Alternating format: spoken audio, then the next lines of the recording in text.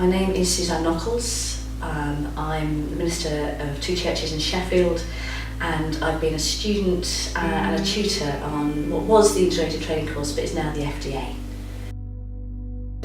And one of the things that I remember both as a student and as a tutor on the course was an exercise as part of the GIFT programme.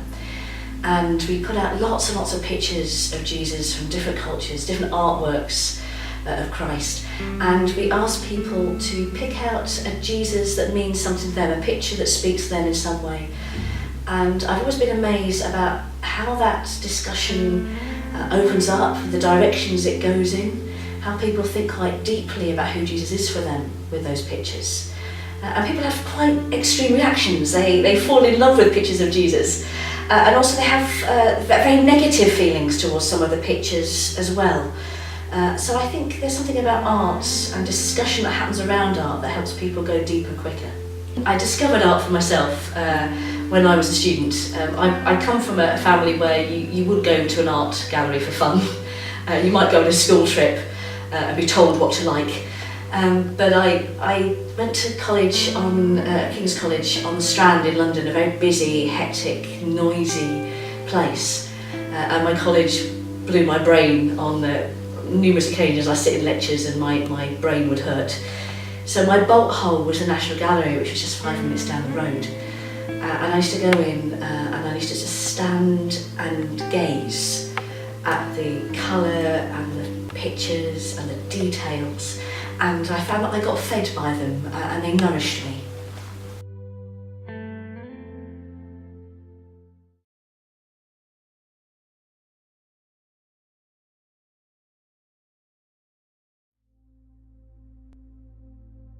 When we look at art and we look at the Bible and how we read both, or understand both, there's all sorts of inciting similarities. So you have the artist, you have the Bible writer. Their story and their experience lies behind what they've created or what they've put down on paper. It's part of the discussion. There's also what you bring to it, what you bring to that artwork, what you bring to the open page of the Bible. And there's a discussion that happens there, but there's also that other ingredient, that divine ingredient, that when you look at a painting and it's this kind of aha kind of moment, or you look at scripture and something just jumps out at you from the page. So I guess for me there's a kind of dialogue between you, the artwork as a standalone thing, the artist, and for me God, because the created God is in there as well. I wonder whether sometimes people open up a Bible and they want an instant meaning.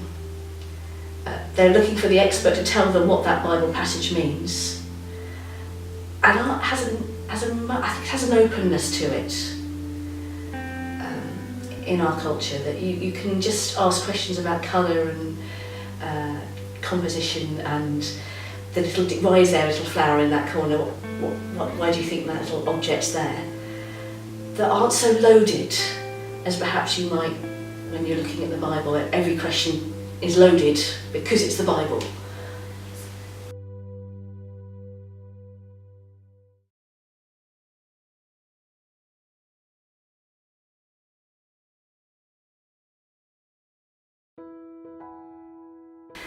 There is an elitism about art. There are people who go, I don't understand it, tell me what it means. But we're in a more visual culture, and the arts I think have a really strong place in our culture at the moment. And the arts are seen much more for everybody. Everywhere seems to have a festival. So it is a tool for having these wonderful faith discussions, because particularly the history of Western art, there's great huge gaps and great huge problems with the history of Western art. Female artists, for example, don't get the prominence that male artists do. And there's a canon of Western art. What do you do with the bits that aren't part of the canon? But still, there's a history of Christianity in Western art. So when you talk about art, sometimes the faith stuff is obvious because it's part of the content of the paintings. Or if not, it's part of the culture and the understanding of the artist. And so it means that the dialogue can, the conversations can happen.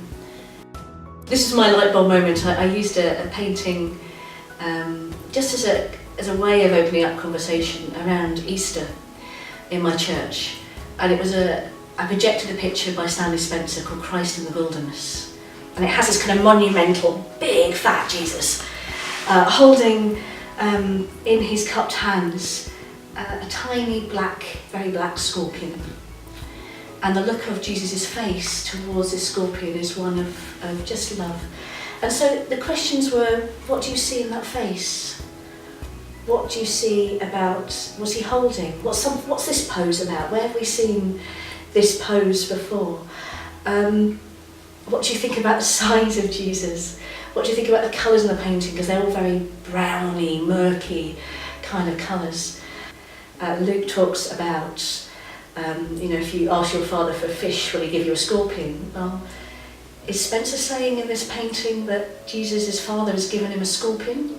Something hard, something that stings, something that hurts? And then you realise that these hands are massive. And you realise that the scorpion has stung the hands. So Jesus is loving the thing that's already killing him.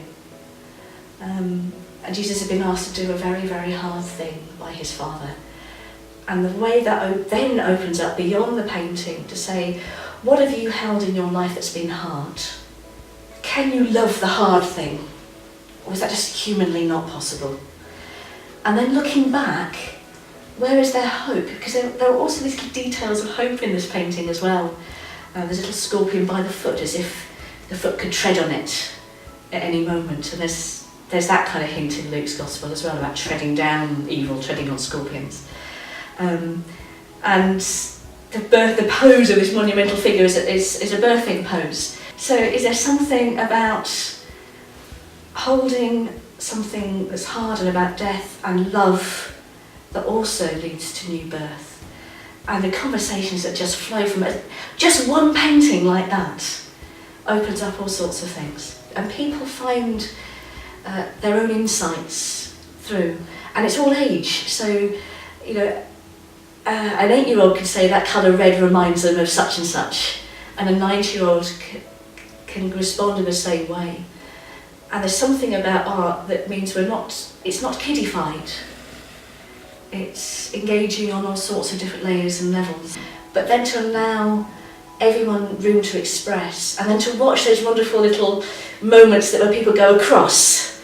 So it's not just the moment between the person engaging and the artwork, or even the person engaging with the artwork through whoever the facilitator is, but also between each other.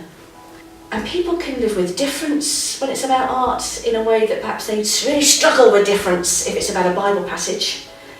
But they can also hold each other honourably as well, and I think that's quite a congregational thing to do.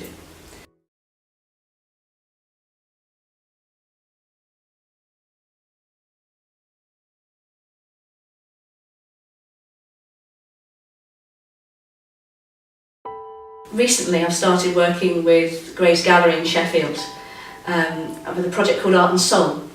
It just began with me phoning up the gallery saying, do you think there might be a way of talking about faith and using the artwork in the gallery? And they were very, very nervous, really worried that there was somebody with a hidden agenda was going to come in and try and, sing hymns in the middle of the art gallery or something, or tell people what to believe. But very generously, this city institution let me somewhere near the public paintings. And it's very, very new, it's really embryonic.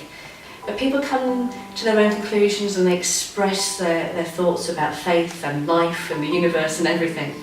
And we'll have a theme that goes through, so it might be death. That was fascinating, because I had a Brazilian there who talked about death in her culture. At the same time, there was a guy who came from a very scientific background and gave us all sorts of medical things about death. And there was we've done looking at memories, looking at the past. We've looked at Christmas from all sorts of mad angles. And at the end of looking at the paintings, there'll be some sort of reflection. So sometimes it's a poem on that theme and a piece of the Bible and a thought for people to go away with. And it's amazing to stand in the middle of an art gallery, a very sort of public, plural space, and say Psalm 23, and have somebody come up to you afterwards and go, where was that from? Or a bit of Ecclesiastes and say, yeah, that was beautiful. Where did you get that from? And that's how conversation starts. And you can say, well, come and have a coffee with me afterwards. And we'll talk a bit more, if you want to, about that bit of the Bible. So it's embryonic. It could go in all sorts of directions. And I'd love it if there could be an art lovers church. There's creative Christian communities of all different sizes and shapes. There's Bikers Church, but Art Lovers Church would be a church I'd love to be part of, and a church I'd love to see more.